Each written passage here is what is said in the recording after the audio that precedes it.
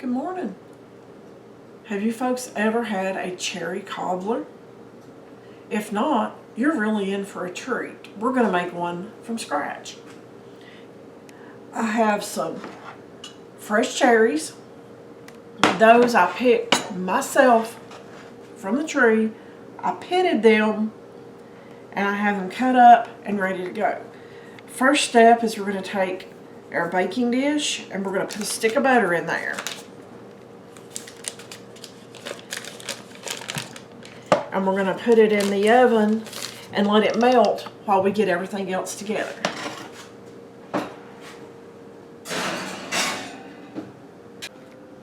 Okay. I just took my melted butter out of the oven. Put it right there. It will stay liquefied. I'm going to start on the cherry filling. I'll do this on about a medium heat. I have my cherries. Folks, I will give you the complete instructions and amounts in the description box. Okay, I have my cherries. I have some water. Recipe calls for just a little bit of salt.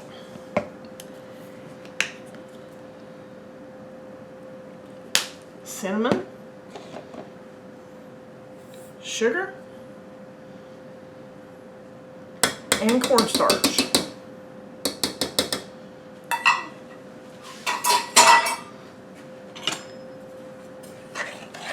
I'm going to stir this up and I'm going to let it cook until it starts to get thick.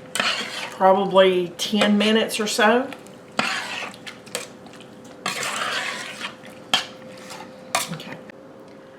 We're going to make the batter that goes in this cobbler while I have our cherries over here cooking.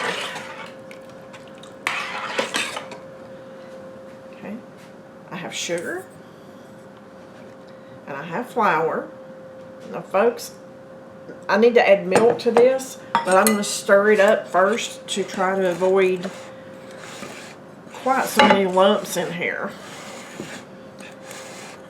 That's something Mom told me whenever I was growing up, so I always try to do that. Am I going to get all of them? No, because I didn't sift it. Could I have sifted it? I could have, but I didn't. Okay, and I'm going to use the same measuring container to measure out my milk.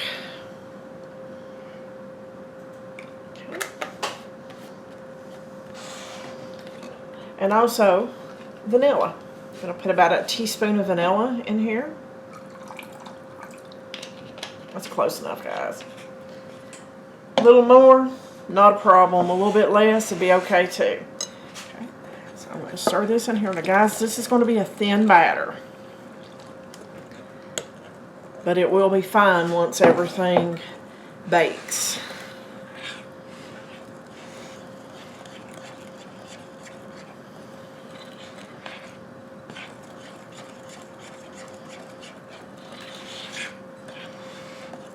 Mix it all up.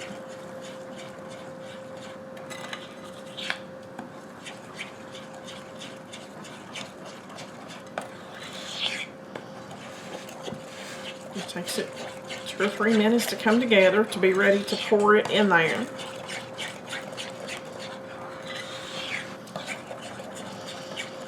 Have you guys ever had a cherry cobbler before? Have you ever made a cherry cobbler? I think the most popular ones to make are peach and blackberry, but nonetheless, this is good. So I'm just going to pour this in here.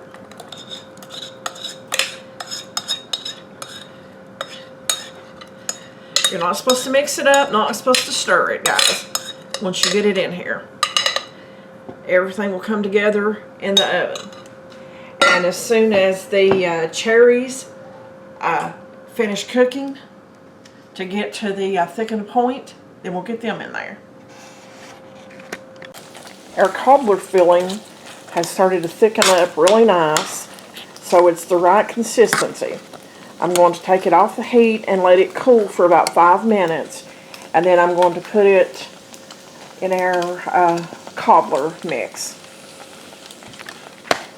Okay, the cobbler filling has cooled down pretty good. It was bubbling really, really hard whenever I took it off. So, it's been sitting there maybe 5 minutes or so. Now I'm going to get spoons full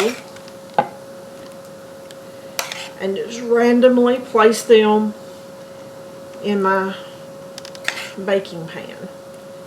I'm not going to stir this, folks. Everything will mix up during the baking process. Will some areas have more cherries than others? Sure. It's real life. It's not something that a professional has done for sure.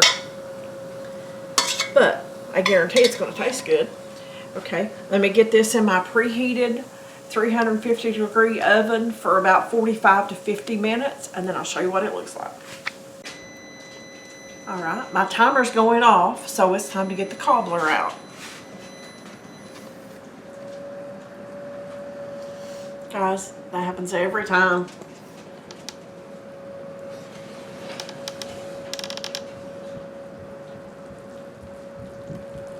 Okay, this is done. You can tell where it's cracked open and pulled away from the sides. It needs to set for 30 to 45 minutes for everything to firm up and come back together to be able to scoop it out.